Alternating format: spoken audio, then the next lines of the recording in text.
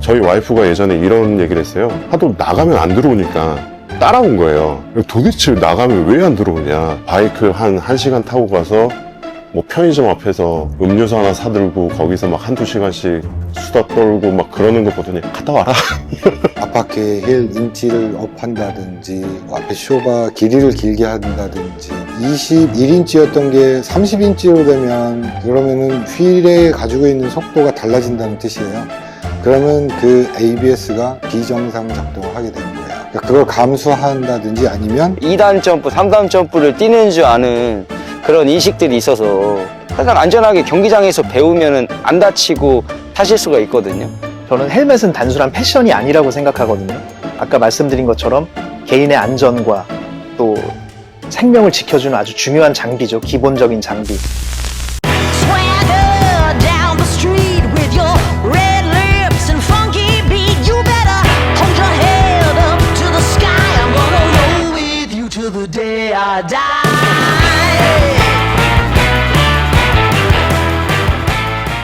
안녕하세요. 빅브라더스 게러지를 운영하고 있는 빅디라고 합니다. 우선 저희 진행 과정은 두 종류가 있는데요. 손님 집 앞에서 출발해서 아예 저희 샵까지 오는 방식이 있고, 아니면 나는 조금 더 저렴하게 하고 싶다 하시면 뭐 각 지역에 저희가 집결지가 있어요. 그쪽으로 오면 비용을 조금 더 할인을 해주고 그 다음에 이제 제주도까지 오는, 그렇게 두 가지 방법이 있어요.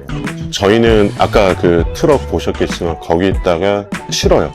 그 실린 채로 제주도를 들어오는 거고, 간혹 이제 작은 1톤 차들 같은 경우는 목포나 어디 완도까지 내려와서 배에다가 선적을 해요. 근데 간혹 이제 배에서 넘어지는 경우들도 좀 많이 나오다 보니까 어떻게 보면 저희가 또 안전하죠. 실린 채로 들어오는 거니까. 우선 이제 저희가 실는 바이크들이 대부분이 다 고가 바이크들이 많아요.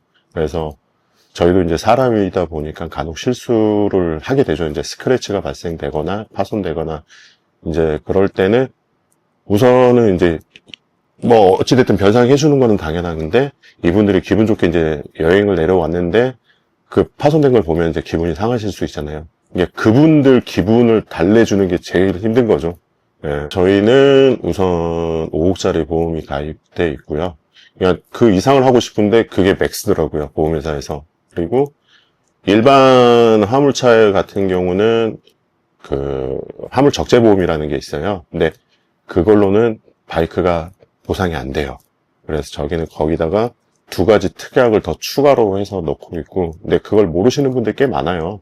그냥 1톤 차들이든 대형 차들이든 보면 간혹 사고 나서 보상 못 받으시는 분들도 계시고, 그것 때문에 뭐 서로 뭐 고소 고발 하시는 경우들도 있고 있는데, 저희는 아예 다 보험이 다 가입되어 있어서 걱정 안 하셔도 되시고요. 우선 제일 황당한 경우가 바이크를 실으러 갔는데 손님이 연락 두절이 되시는 경우가 있어요. 어차피 저희는 비용을 다 선으로 받기 때문에 상관은 없는데, 제주도 특성상 배를 타고 들어와야 되다 보니까 시간이 타이트한데 이분이 한두 시간 잠수를 타버리면 배를 못 타요. 그렇다고 또 이분을 버릴 수도 없고, 그런 경우가 제일 난감하죠. 우선 이 일을 하면서 제일 기분 좋았던 거는, 지나가다가 바이크 이제 사고 나신 분을 본 거예요. 편의점 가서 이제 뭐 구급약 같은 거 사서 치료해 드리고, 그 바이크 제가 실어서 수리하는 곳까지 갖다 드리고 했는데 어린 분이었어요. 근데 한 이틀인가 있다가 그분 부모님이 전화 오셔서 너무 고맙다고 찾아오신 거예요. 그래서 뭐 보상해 주시면 됐다고, 그냥 크게 안 다치면 됐다 했는데, 그분이 해년마다 연락이 오세요. 안부 전화가. 그게 너무 기분이 좋아요. 예, 안 잊고 그렇게 해주시니까. 뭐 제가 그분한테 비용을 받고 그런 건 아니었지만 보람 되더라고요. 이게 어떻게 보면 지금으로 생각하면 불법인데, 어렸을 때 이제 집안이 좀 안 좋아서 초등학교 때부터 용돈을 벌었었어야 돼요. 그래가지고 신문 배달을 했었는데, 그 신문 소장님도 나쁘신 분이죠. 10살짜리한테 택배를 주신 거예요. 그래서 10살 때부터 뭐 본의 아니게 바이크를 타기 시작했는데 이게 나이를 조금 먹고 갈수록 이게 너무 재밌는 거예요. 그래서 어렸을 때 오토바이 때문에 저희 어머니 속도 많이 썩이고요. 그래갖고 지금은 어머니가 그렇게 속을 썩이더니 이걸로 돈을 버는구나. 근데 너무 재밌어요. 우선은 뭐 지금 국내에서는 뭐 안 좋은 시선도 있고 하지만 저는 진짜 남자들이 가질 수 있는 건전한 취미 중에 하나라고 생각해요. 남자들이 모여서 그냥 몇 시간씩 수다 떨 수 있고, 그냥 저희 와이프가 예전에 이런 얘기를 했어요. 하도 나가면 안 들어오니까 따라온 거예요. 도대체 나가면 왜 안 들어오냐. 근데 바이크 한 1시간 타고 가서 뭐 편의점 앞에서 음료수 하나 사들고 거기서 막 한두 시간씩 수다 떨고 막 그러는 거 보더니 갔다 와라. 그냥 너무 건전한 취미라고 생각해요, 저는 이게. 너무 다양한 사람들을 만날 수 있어요.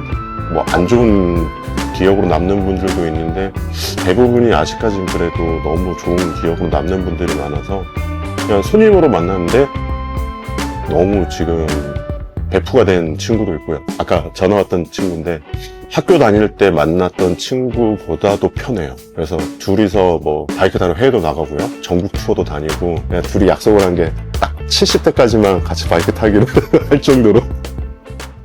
우선 지금 제가 횟수로 이 일 시작한 거는 13년 됐고요. 이 샵을 오픈한 거는 지금 횟수로 6년 차고, 처음에 이런 일 자체가 없었어요. 그러니까 육지에서 제주도를 왔다 갔다 하는 이런 운송업 자체가 없다 보니까 처음에는 이제 알려지지가 않다 보니까 너무 힘들었죠. 그래서 계속 적자 하다가 한 4년 차, 5년 차 그때부터 흑자가 된 것 같아요. 그래서 그때 당시는 사람들이 놀렸어요.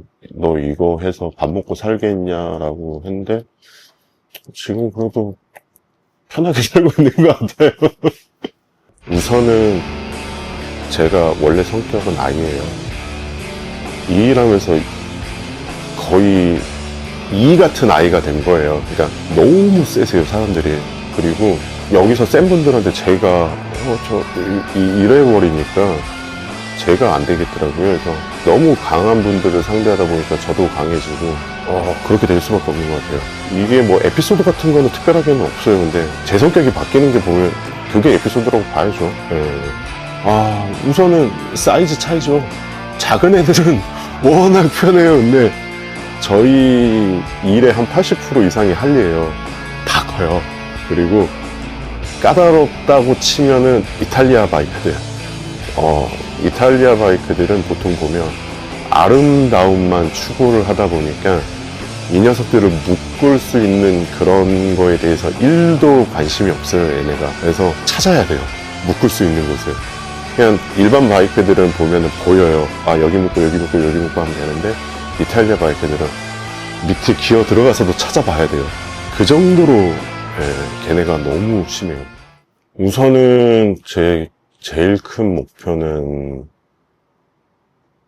그거예요. 지금 저희 샵 자체가 제주도를 바이크 타고 오면 꼭 들려야 되는 그런 성지 같은 곳을 만들고 싶은 거예요. 그래서 이 옆에 지금 건물이 또 나갈 거예요. 보면 옆에다가 이제 뭐 카페라든지 쉴 수 있는 공간들을 좀 더 만들어가지고, 그 육지 같은 데 보면은 뭐 양평 만남의 광장이라든지 무슨 장 그런 것들이 있잖아요. 그런 거를 여기다가 만들어 보는 게 지금 꿈이에요.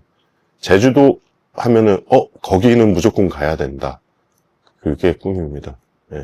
저는 그냥 우선 남들이 보면 좀 멍청하다고 생각할 수도 있는데 그냥 베풀자예요. 저는 무조건 베풀자.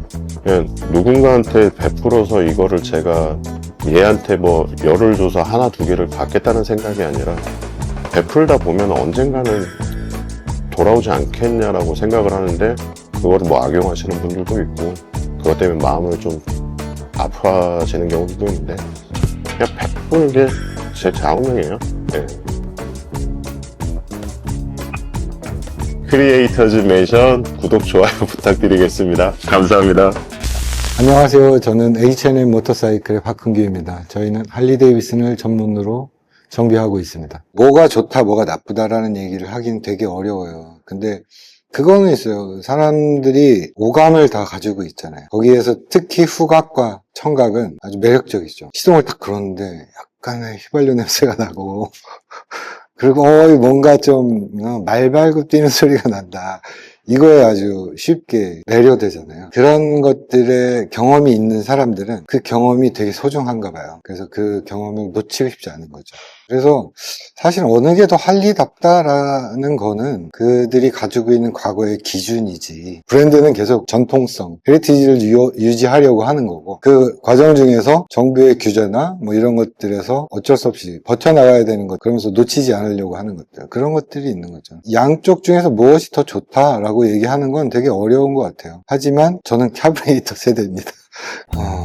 실제로 아마 중형차 한 대를 유지하는 비용이 들 거예요. 여타의 브랜드에 비해서는 어떻게 보면 그 애프터마켓 부품들이 많은 게 할리예요. 오히려 BMW나 아니면 뭐 다른 혼다나 뭐 이런 것들보다는 조금 더 다양하게 많은 건 맞아요. 그래서 유지비를 걱정을 해서 할리를 고민한다는 분들은 할리에 대한 맛을 아직 모르시는 분들이지 않을까라는 생각이 들고, 자기가 아끼는 머신인데 그만한 투자를 못한다라는 건 좀 말이 좀 안 맞지 않을까요?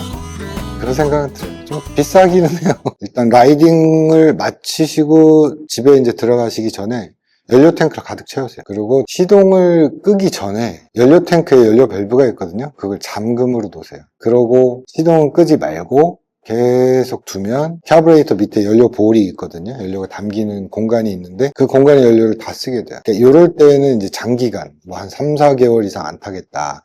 그럴 땐 꼭 이런 식으로 보관해 두시는 게 제일 좋고, 캐브레이터는 다 초크라는 게 있는데 사실 이게 할리 데이비슨 순정 캐브레이터는 초크가 아니고 명칭만 초크지 인리치너예요. 연료를 더 많이 넣어주는 거거든요. 그러다 보니까는 연료가 과급되는 거예요. 순간적으로. 그러니까 이럴 때는 어떻게 해야 되냐면은 시동을 걸고 최초 30초는 전부 다 당겨놓은 상태로 유지를 하시고, 30초가 지났으면 한 절반 정도로 이제 밀어놓고 그 다음에 최장 2분 정도 예열을 하세요. 그러면은 이제 카본이 좀 덜 쌓일 거예요. 그러고 나서 다 밀어 넣는데도, 2분이 지나서 다 밀어 넣는데도 시동이 꺼진다. 그러면 이제 다시 초크를 당겨서 반 놓고 그 다음에는 한 4, 5km 정도 주행을 하시면 예열이 끝나요. 그러니까 주행 중에 초크 케이블 다 밀어놓고 그렇게 타시면 이제 예열은 겨울철 예열은 다 끝나는 거예요. 지금 말씀드린 건 CV 캐브레이터 기준이고, 그 다음에 다른 여타의 뭐 미쿠니라든지 SNS라든지 이런 캐브레이터들도 별반 차이는 없지만 비슷해요. 비슷한 식으로 다 땡기고 좀 있다가 예열 받으면 좀 줄여주고, 이렇게 관리하시면 좋을 것 같습니다. 근데 튜닝이랑 커스텀은 좀 달라요. 튜닝은 성능을 극대화한다든지 이런 거고, 커스텀은 전반적인 거라고 보여지거든요. 근데 그러한 것들이 기능이 가지고 있는 결과물에 대한 책임 안에서 이루어져야 된다고 생각을 하거든요. 앞바퀴 힐 인치를 업한다든지, 앞에 쇼바 길이를 길게 한다든지, 21인치였던 게 30인치로 되면 그러면은 휠에 가지고 있는 속도가 달라진다는 뜻이에요. 그러면 그 ABS가 비정상 작동을 하게 되는 거예요. 그러니까 그걸 감수한다든지 아니면 그 ABS의 속도를 보정한다든지 그런 식으로 되는 게 정상적인 커스텀이 되는 거예요. 근데 당장에 자기는 보기 좋은 것만 생각을 하니까 이렇게 해달라고 얘기하는 사람들이 많은데, 저희는 그러지 마세요라고 얘기를 하는 경우가 더 많죠. 그냥 뭐 용접해서 하면 되지? 라고 생각을 하는 정도면 그건 모험 아닐까 생각돼요. 이 공간은 제가 계속 버텨왔던 그 시간이 제가 선택할 수 있는 공간으로 바뀐 그런 공간이죠. 그 전에는 한 13년간 타이어 전문점 옆에 있는 샌드위치 판넬 건물에서 일을 해왔었거든요. 그때는 이제 그 건물이 주인이 바뀐 바람에 쫓겨나간 거죠. 그래서 갈 데가 사실 없었는데, 이 공간은 저희가 은퇴하고 쉬면서 할 수 있는 공간으로 만들려고 했던 건데, 어떻게 보면 그 시간이 좀 빨라진 거죠. 그래서 오토바이를 정비를 하는 건 기본 베이스가 된 거고, 나머지 공간은 사실 라이더가 아닌 사람들도 와서 커피도 즐기고 정비 문화도 좀 엿볼 수 있고, 오토바이 문화가 대부분 이렇게 좀 무섭게 느껴지거나 거리감이 좀 있잖아요. 그러한 갭을 좀 줄여 나가는 것도 제가 할 수 있는 일 중에 하나가 아닌가. 그래서 이런 공간을 만들게 된 거죠. 그때 할리 데이비슨 883, 88년식 그걸 이제 타고 다녔는데 사실 그게 완전한 결정적인 게 된 거기도 해요. 제가 미국에 가서 공부를 해야 되겠다라는. 왜 그랬냐면은 자꾸 같은 문제가 반복되는 거예요. 시동이 꺼지고 연료가 과급되고 뭐 여러 가지 것들인데 그때는 뭐 제가 지식이 아예 없으니까 모르잖아요.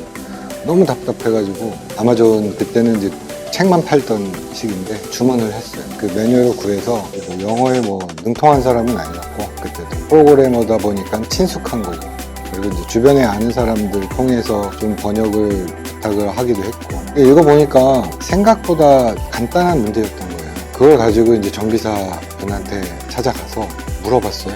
물어봤더니 돌아오는 대답이 너무 황당하고 전혀 상관없는 대답이더라고요. 그때 느낀 게 이건 진짜 설명이 많이 필요한 건데 이분들이 경험에 의해서 축적되어 오고 그걸로 인해서 이제 수리를 하시고 그분들을 욕하고 탓하는 건 아닌데 이거 안 되겠다 싶은 거예요. 제대로 배워서 좀 잘 설명해 주면서 잘 수리할 수 있는 그런 사람이 필요하겠다. 그게 혹시 나는 아닐까. 그래서 사실 넘어간 것 같아요. MMI는 그 미국에 있는 모터사이클 전문 학교거든요. 할리 데이비슨 미국 본사에서도 교육을 거의 다 이관하는 조직이에요. 미국에서 이제 할리 쪽에서 뭔가를 새로 만들었다 그러면은 얘네한테 먼저 보낼 정도로 그래서 학교에서도 할리 정비하는데 경험을 해보게끔 그런 정도로 좀 괜찮은 조직이고 교육을 하는 데 있어서 되게 자유분방해 보이지만 왜냐면 수업 시간에도 뭐 먹고 그러거든요. 근데 그러한 태도들 하나하나 다 보더라고요. 제가 이제 150명 중에서 할리 데이비슨 졸업할 땐 2등하고 BMW는 1등하고 이렇게 졸업을 했는데 죽고 살기로 한 거죠, 저도.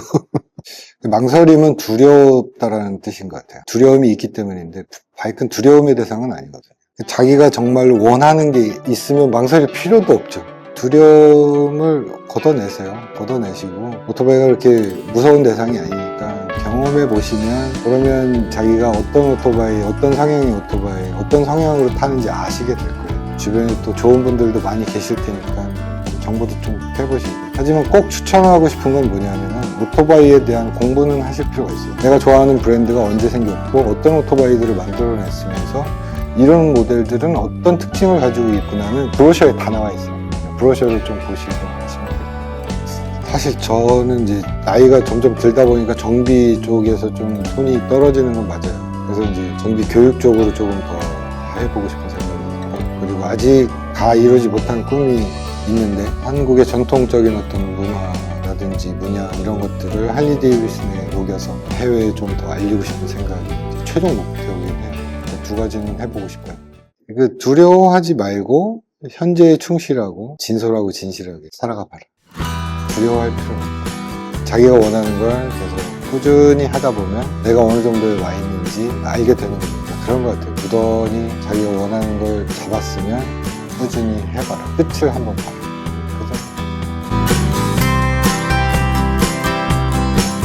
저는 뭐 특별하고 대단한 사람은 아닌데 지금껏 이렇게 말씀을 들어주셔서 감사하고 그냥 꾸준히 노력하는 사람이다라고만 봐주시면 좋겠고 이 채널 좋아요, 구독 버튼 꼭 부탁드리겠습니다.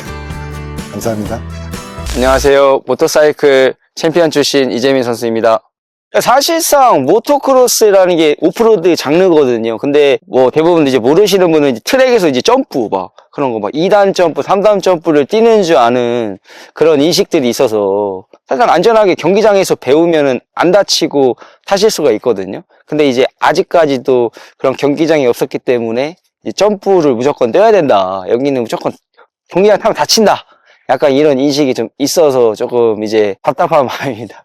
보통 저희 나라에서는 450을 잘 안 타세요. 출력이 너무 세기 때문에 보통 250을 많이 타시죠. 공도바이크 생각하다가 이제 배기량 이제 높은 걸 샀는데 트랙에 사니까 파워가 너무 세잖아요. 그러니까 체력 소모가 너무 빨리 달거든요. 그래가지고 이제 하시다가 파시는 분들도 많아요. 출력이 너무 세서. 그러니까 다시 팔고 250으로 바꾸시죠. 일단은 저희는 타이어가 틀려요. 보시면은 이제 이거는 깍두기 타이어라고 하는데 이게 오프로드 전용 타이어고 이제 온로드 타이어를 만약에 경기장에서 탄다고 하면은 미끄러져서 위험하고 뭐 요즘은 뭐 어드벤처 같은 경우에도 뭐 공도도 탈 수 있고 인도도 탈 수 있기 때문에 타이어만 교체를 하면은 두 가지를 탈 수가 있는 거죠. 저희 같은 경우에는 모토크로스는 이제 오전, 오후 레이스가 있어요. 그러니까 오전에는 포인트가 좀 낮아요, 오후에 비해. 그러니까 오후가 제일 중요한 거예요. 그러니까 오전에는 2등을 하고 오후에는 1등을 하면은 그 사람이 1등이 되는 거예요. 그러니까 오후 레이스가 제일 중요하기 때문에 뭐 체력도 많이 길러야 되고 30분 정도 경기를 하거든요. 한 타임에. 심박수가 한 190 막 이 정도로 에너지를 많이 써야 되니까 시합을 한다고 하면 더 체력 소모가 더 빨리 이제 소모가 되는 거죠. 모토크로스는 체력 소모가 많이 되는 이유가 지형이 막 굴곡이 많잖아요. 그런 거에 대해서 막 왔다 갔다 이제 막 체력 소모가 많이 되고 그 다음에 이제 스피드가 나다 보니까 또 풀 브레이킹 같은 것도 계속 쓴다고 생각을 해보세요. 그러면 여기에 반펌프가 오고 안펌프가 오면은 스로틀을 당길 수가 없어요. 마음대로. 이게 안 돼. 안 움직여요. 근데 거기서 이제 넘어지면은 이제 부러지고 그리고 이제 뭐 추월을 하려면은 정신력도 되게 중요하거든요. 그 소모가 많이 돼요, 은근히. 그리고 기아도 왔다 갔다. 저희는 움직임이 빠르다 보니까 막 앉아야 되고 일어나야 되고 막 이런 게 엄청 많다고 생각하시면 돼요. 그래서 체력 소모가 많이 되는 거예요. 그러니까 이제 저희는 경기장 안에서 같이 시합을 하는 게 이제 모토크로스거든요. 같이 경주를 하는. 스타트는 이제 같이 경주를 하고, 그 다음에 이제 거기서 체력 싸움이 이제 중요하죠. 체력이 없으면 이제 추월당하니까 이제 아무래도 눈에 보이죠, 다. 막 넘어질 때도 있고, 막 약간 레이스하는 느낌이라고 생각하시면 돼요. 경기장 안에서 오프로드인데 경기장에서 시합하는 종목이다라고 생각하시면 돼요.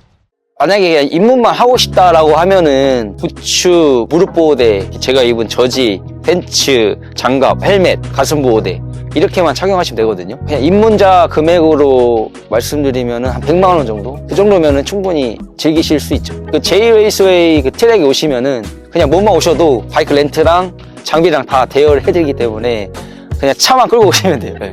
경기장에서 타시는 거라면은 바이크 면허가 없어도 돼요. 그리고 대부분 외국 같은 경우에는 2살부터 시작이 되거든요. 밸런스 바이크부터 이제 조금씩 흙에서 이제 연습을 하고 50cc, 그리고 65cc, 85cc, 125cc, 250cc, 350cc, 450cc 거기가 이제 최대입니다. 저희가. 일반 바이크 큰 사이즈 그냥 일반인들 기준 바이크는요 1,200만 원부터 뭐 한 2천만 원까지 되어 있거든요. 근데 이게 좀 불편한 게 뭐냐면은 공로 바이크는 뭐 그냥 뭐 집에다 놓고 뭐 보관도 집에서 해서 라이딩 하면 되잖아요. 근데 이거는 이제 번호판이 없다 보니까 차가 필수예요. 오프로드 번호판을 달려면은 계기판도 달아야 되고 환경검사도 다 해야 되고 하니까 그게 절차가 엄청 어렵고 까다로워서 오프로드 바이크는 차를 무조건 사야 되는 거예요. 그러니까 승용차가 있더라도 픽업 트럭은 항상 무조건 있어야 되는 거예요. 그게 좀 번거롭다고 하더라고요. 전체적으로 다 있죠. 가와사키도 있고 혼다도 있고 야마하도 있고 스즈키도 있고 KTM도 있고 허스크바라도 있고 이번에 듀카티도 나오고 트라이언프도 나오고 그러니까 듀카티에서도 이제 오프로드 타입이 나왔고 그다음에 그러니까 이제 대세가 지금 되고 있는 거죠. 공도 바이크뿐만이 아니라 이제 오프로드 시장도 함께 하려고 하는 거죠. 그래서 이번에 듀카티에서도 출시됐던 것 같아요. 막 야구장 도매서도 해요. 저희는 막 외국에서는 막 제가 그 미국 갔을 때 그 슈퍼크로스라고 이제 5만 명 관객에서 이제 시합을 하거든요. 그럼 걔네들은 거기서 또 배팅을 걸어요. 합법적으로. 얼마나 재밌어요. 거기 맥주도 팔고 야구장처럼 소리도 막 울리고 막 배팅하면은 돈도 막 따고 그만큼 엄청 문화가 발전되어 있는 거죠. 그러니까 그게 원래 제 꿈이었는데 거기까지는 제가 출전을 못했죠. 연습만 했었고. 근데 저는 순위가 중요했죠. 저는 뭐 프로가 됐지만은 그냥 전 TV에 나오고 싶었던 거예요. 그래야 TV에 나와야 이제 기업 스폰서들도 받을 수 있기 때문에 그게 안 나오면은 의미가 없잖아요. 그 뭐 보여지는 게 없기 때문에 그게 참 아쉬웠던 부분이 좀 있죠. 제가 미국에 이제 배낭 메고 갔는데 솔직히 뭐 저는 서스펜션 그런 뭐 그 회사도 아니기 때문에 그냥 타다가 이제 몸으로 느끼는 거죠. 한번 타보고 또 테스트하고. 근데 그 시간이 엄청 오래 걸렸어요. 그 데이터를 얻는 시간이. 그러니까 혼자 하고 보고 이렇게 하네. 또 다쳐보고 또 다시 또 이제 그렇게 하다 보니까 시간이 너무 소모가 많이 돼서 이제 은퇴를 이제 한 거죠. 그게 좀 아쉽죠, 이게.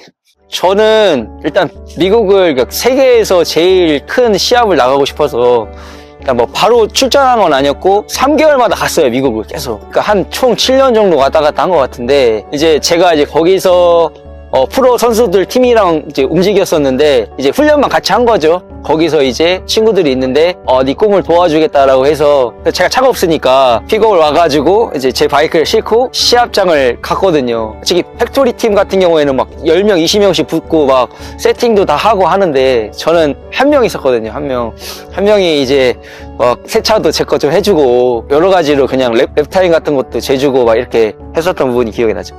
물론 뭐 예선 통과는 할 수 있지만은 1등 못해요. 10위까지는 엄청 잘 타거든요. 10위까지가 거진 뭐 연봉이 좀 세요. 뭐 50억에서 100억 정도 되는데 거기서 이제 이기려면은 그 팀에 무조건 들어가야 되는 거예요. 어려웠을 때 진짜 유망주가 돼야 돼요. 그래야 그 팀에 들어가거든요. 그 팀에 들어가야 똑같은 바이크를 받을 수 있기 때문에 거기 안 들어가면은 이길 수가 없어요. 그러니까 거기에 눈에 띄어야 돼요. 눈에 띄어서 야, 얘 진짜 잘 탄다. 우리 팀 들어와. 라고 하면은 그때 이제 승승장구가 되는 거죠.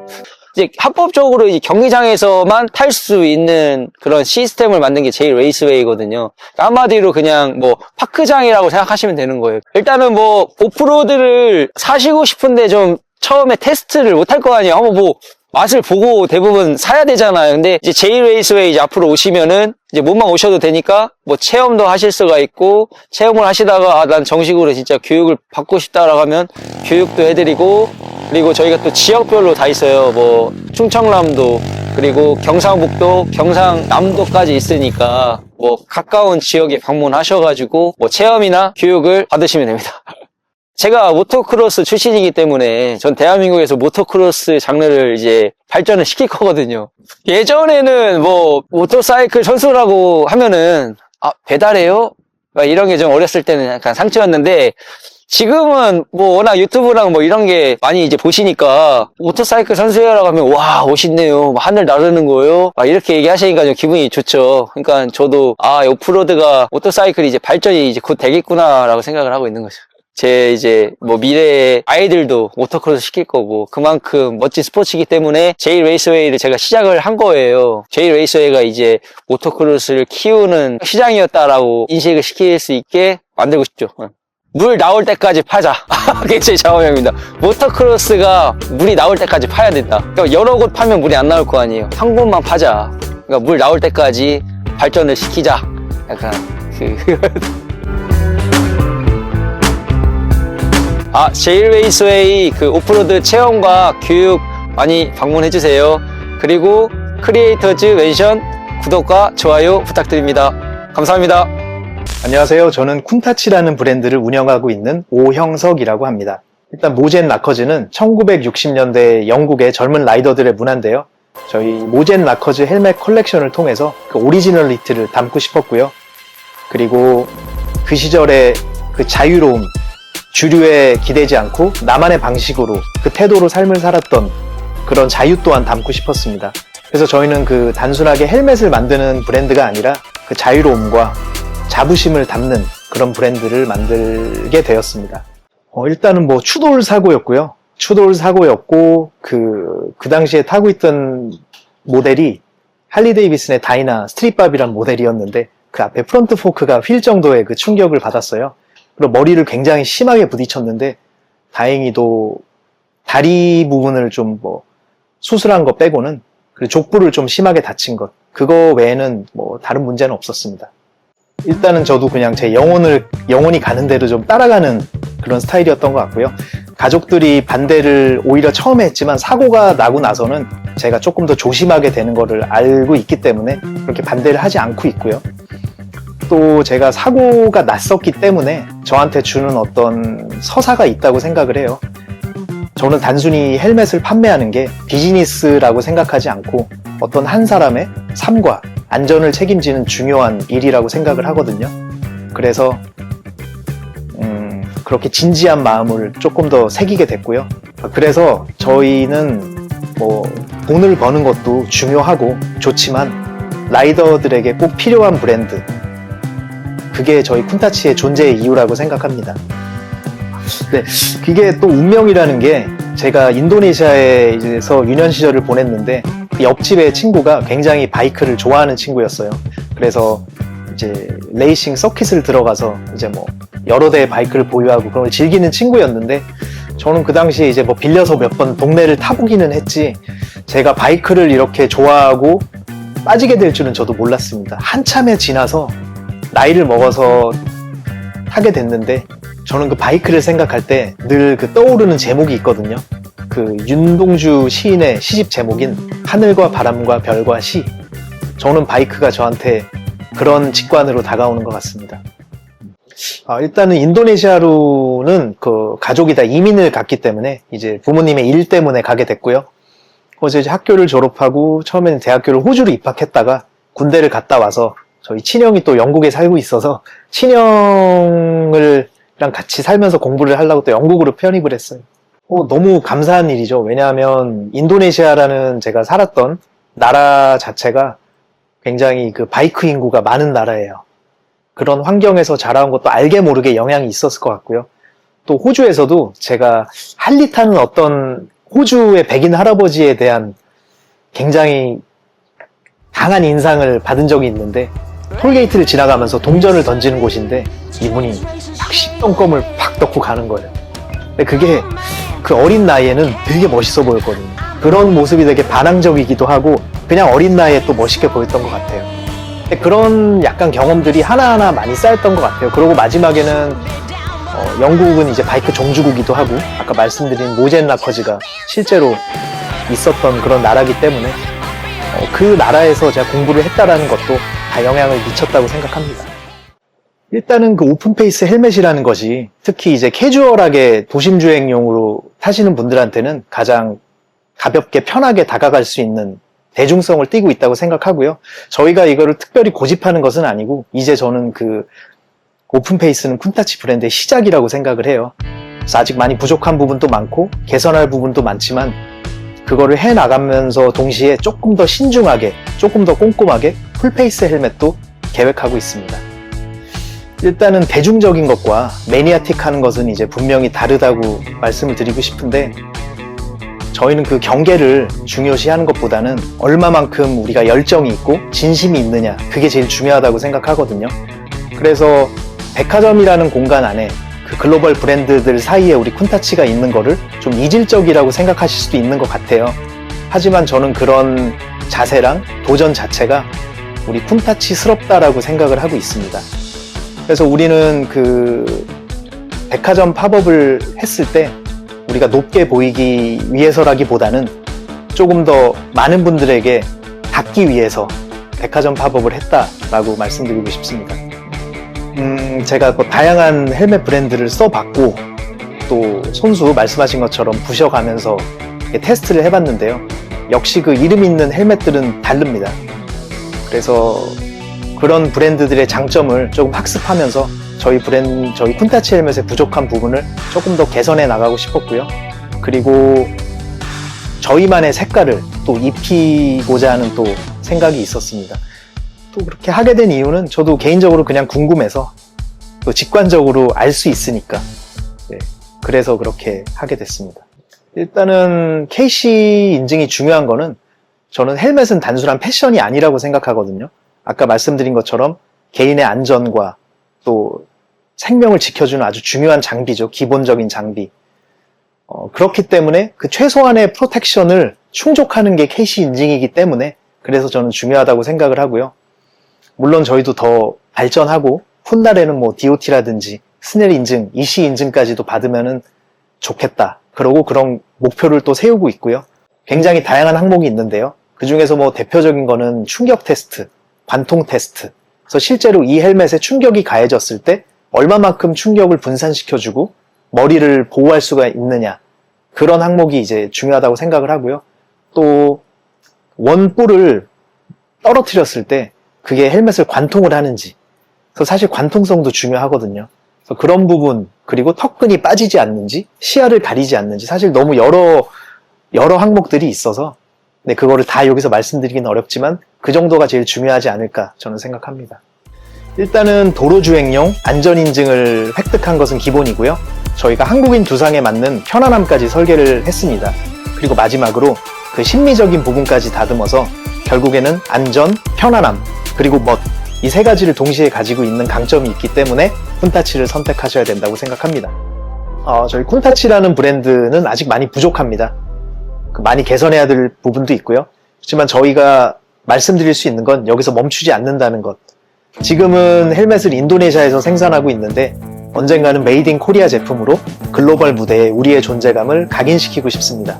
조금 더 구체적인 예를 들자면 홍진과 같이, HJC와 같이 글로벌 기준을 세우는 토종 브랜드가 되고 싶고요.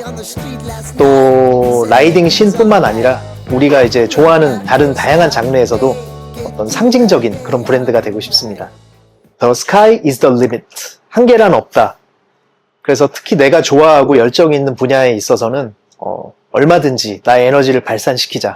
그게 저를 자유롭게 할 수 있는 철학인 것 같아요. 그리고 그거보다 더 중요한 좌우명은 가화만사성. 가정이 화목해야 모든 일이 잘 풀린다. 전 그렇게 생각합니다.